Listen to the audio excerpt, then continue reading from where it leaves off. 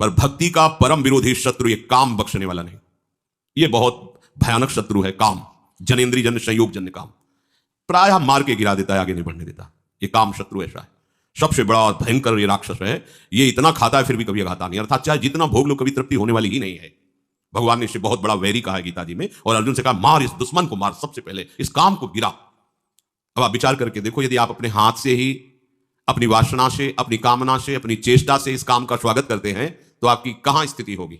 जबकि इस दुश्मन को दुश्मन मानकर मारना है, अगर इसकी प्रेरणा के अनुसार आप कोई कार्य करते हैं तो आप इसका स्वागत करते हैं।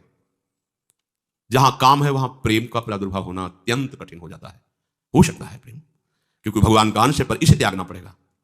और बहुत सुंदर काम के नाश का उपाय श्री चतुरासी जी की फल स्तुति में वर्णन करते हैं। भाव जल निधि को नाव, काम पावक को पानी। और श्रीमद् भागवत में शुकाचार्य रास पंचाध्याय का फल स्तुति में वर्णन करते हैं। ये जो ब्रजबधू की रास क्रीड़ा श्री कृष्ण के साथ है, इसका जो गायन करेगा उसका हृदय रोग नष्ट हो जाए। विक्रीडितम ब्रजबधू हृदम च विष्णु, इस श्लोक में वर्णन किया है। यदि हम प्रभु का स्मरण, प्रभु की लीलाओं का गायन करें तो बहुत जल्दी इस हम काम रोग से बच सकते हैं। इसकी बचने की एक वृत्ति है, युक्ति है। अगर वो आप पास रख लें तो आप बच जाएंगे। वो युक्ति नहीं है तो फिर आपको घसीट ले जाएगा। ये अनुभव की बात कह रहे हैं। कुछ बात होती है जो शास्त्रीय, और उसी का जब अनुभव किया जाता है प्रैक्टिकल उसका, तब वो बात ज्यादा समझ में आती है। इस काम को ये देखा है कि उसका कोई भी आश्रय नहीं होना चाहिए, सहारा नहीं उसको होना चाहिए।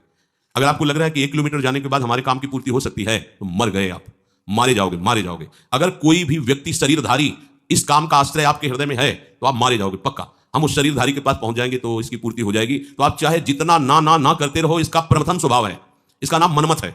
ये मन को ऐसा मथेगा कि आपको वहीं पहुंचना पड़ेगा। पहले कनेक्शन हटाओ, कहीं भी इसके लिए व्यवस्था नहीं होनी चाहिए। आपको अनुभूत बात बता रहे हैं, इसके लिए व्यवस्था नहीं होनी चाहिए।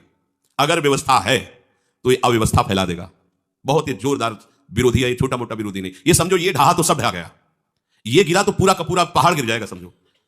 इसी पहाड़ के बाद जो है वो प्रेम देश है जहां प्रवेश किया जाता है। जहां काम तहां राम नहीं, और जहां राम नहीं काम, ऐसा वर्णन किया महापुरुषों ने। ये बहुत बड़ा दुश्मन है, लेकिन दुश्मन कौन मानता है? इसको तो प्रियतम माना जाता है। अंदर से देखो, इसे तो सुख माना जाता है, इसे तो बहुत गुप्त रखा जाता है, इसे तो हृदय में छुपा के रखा जाए। अगर कोई कह दे तुम कामी, तो कहेगा तुम, तुम्हारे बाप कामी, हम कामी कैसे हो सकते हैं? वो गुस्सा हो जाएगा। वो हृदय में हमारे ये दुश्मन छिपा हुआ है, दूसरा उसे बताना चाहता है, हम स्वीकार नहीं करेंगे, उसे बिल्कुल छुपा के रखेंगे। ये सबसे बड़ी कमी हो रही है।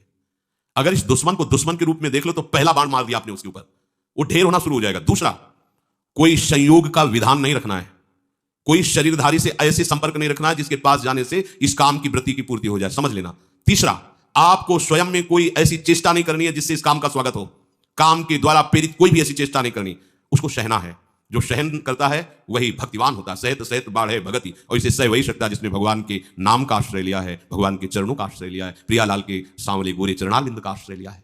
सहना कोई कठिन बात नहीं है उनके लिए जो भगवद आश्रित है। भगवद आश्रय नहीं, फिर सहना तो बड़े बड़ों को ये अपने आकर्षण में घसीट लेता है। पहली बात, इसको दुश्मन मानना है, शत्रु को शत्रु। भगवान कह रहे हैं ये योगियों का, परमार्थ के पथिकों का, ज्ञानियों का नित्य बैरी। ये नित्य बैरी भगवान ने कहा है, ये ऐसा वैसा दुश्मन नहीं है। परमार्थ के पथिकों का सीधा विरोधी है काम। पर आश्चर्य, हम इसको दुश्मन नहीं मानते। ये आया और हम स्वागत के लिए तैयार हो गए। जैसी आज हमको ये चाहिए, जैसे कोई अतिथि आए ना, आज हमको ये चाहिए, हाँ अभी अभी व्यवस्था करते हैं, हम ऐसे उसका स्वागत करते हैं। देखो वो जो प्रेरणा करता है, हरि गुरु की सब आज्ञाओं को रौंद करके हम वही करते हैं जो काम प्रेरणा करता है। अगर आप पहली बात स्वीकार करें कि हमारा दुश्मन है, तो आप फिर पैतरे सीख जाएंगे इसको परास्त करने की, क्योंकि आपके साथ हरि गुरु का कृपा बल है।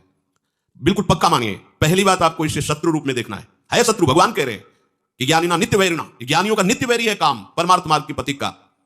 दूसरा, कोई भी संयोग नहीं रखना। सच्ची मानिए, यदि आपके संयोग का है तो कई किलोमीटर पैदल चलवा देगा। कुछ भी न जाने कितने बहाने, न जाने कितने नाटक ये करेगा। बिल्कुल बिल्कुल आप ये समझ लीजिए कि वो हम वाणी से नहीं कह सकते। ये भगवान व्यास देव जी कह रहे हैं, बलवान इंद्री ग्रामो विद्वान अपि करसति, विद्वान अपि करसति। ज्ञानियों की बात जाने, ज्ञानियों का नित्य बैरी है। तुम्हें शास्त्र का ज्ञान सब है, पर संयोग से कभी भी किसी भी तरह से इस काम का स्वागत नहीं होने देना। अब आप अपनी दृष्टि डालिए, कोई ऐसा तार तो नहीं है जहां इसको स्वागत के लिए हमारी गुंजाइश हो। बिल्कुल उसे काट दीजिए। हाँ, भागिए, ऐसे संग से दूर रहिए, चाहे स्त्री शरीर हो चाहे पुरुष शरीर हो, जिसके संग से कुमति उत्पन्न होकर प्रेम रस मार्ग में बाधा खड़ी हो जाए, हमारा दुश्मन है। तीसरी बात, अपने द्वारा अपना नाश मत कीजिए। दूसरा, कोई शरीर का संयोग तो आपका नहीं है, पर आपने ऐसी कुछ चेष्टाएं सीख रखी हैं कि आप काम का स्वागत करते हैं। बहुत बड़ी हानि है। स्वप्न में भी तुम्हें परमानंद का अनुभव कैसे हो सकता है जब तुम ऐसे गंदे काम करते हो? जिस आसन पे तुम लेटते हो उसी में भजन करना है, रात दिन उसी में सुमिरन करना है, तुम अपने आसन को गंदा कर रहे हो, ऐसे परम पावन धाम में रह रहे हो, कैसी चेष्टा कर रहे हो? ये सब ध्यान से सुनो। ये सावधानी, ऐसी सावधानी जहां किंचन मात्र इसको कोई गुंजाइश नहीं मिलनी चाहिए काम को। चौथी बात, ऐसा कोई दृश्य देखने की चेष्टा मत करो जिससे इसका स्वागत हो। अगर कहीं ऐसी बात चलते फिरते दृष्टि पड़ जाए पशु पक्षी पर भी, तो प्रिया प्रीतम का भाव करके प्रणाम करो, आगे बढ़ो। चिद चिद लक्षणम सर्वम राधा कृष्ण में जगत, दोबारा दृष्टि नहीं जानी चाहिए। किसी माता बहन पर कहीं कोई ऐसी दृष्टि जाए, मानसिक प्रणाम करो, हट जाओ। जो चाहे आपन कल्याणा, सुजस सुमति शुभ गति शुभ नाना, सो परनार लीलार गोसाई, तजौ चौथ के चंद किनाई। यदि आप काम पर विजय प्राप्त करना चाहते हैं तो विरोधी भाव जहां से प्रकट होते हैं ऐसे शरीरों के दर्शन करने से बचिए, सावधान रहिए। मति गति सब भ्रष्ट हो जाएगी। केवल काम की ही एक ऐसी वृत्ति है जो सर्वनाश कर देती है, क्योंकि काम की पूर्ति न होने पर क्रोध आता है, काम की पूर्ति होने पर लोभ आता है। जैसे जैसे कामनाओं में बहते जाओगे तुम्हारी मोह ममता बढ़ती जाएगी, अहंकार सारी की सारी जड़ है ये काम। इसीलिए कठिन शब्द लगा है, कठिन काम वासना पाप का करके पूरी तरह विनाश। सच्ची मानिए ये मन बहुत हमारा बेईमान है, ठग है, ये इनसे मिला हुआ है, विपक्ष से मिला हुआ है। हम भजन में रुचि प्रकट कराने के लिए जब इस मन को बैठालते हैं कि नाम जप कर, मंत्र जप कर, तो ये थोड़ा सहयोग देकर फिर हमसे अपना सहयोग मांगता है।